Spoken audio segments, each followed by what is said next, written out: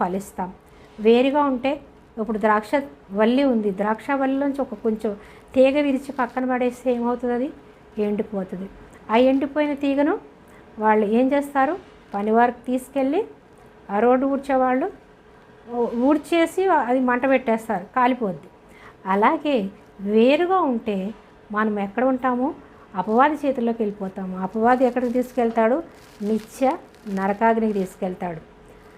అదే ఆ చెత్త ఎలాగైతే కాల్చేస్తారో ఈ ఎండిపోయిన తీగ లాంటి ఈ రక్షణ పొందుకుపోయిన దేవునికి వేరుగా ఉంటే ఆ తీగ కాలిపోతుంది, అగ్నిలో పడవేయబడినట్లుగా అపవాది చేతుల్లోకి వెళ్ళిపోతారు. కాబట్టి రక్షింపబడిన వారిని తప్పకుండా పరిశుద్ధాత్మ దేవుడు తప్పిస్తాడు, రక్షిస్తాడు.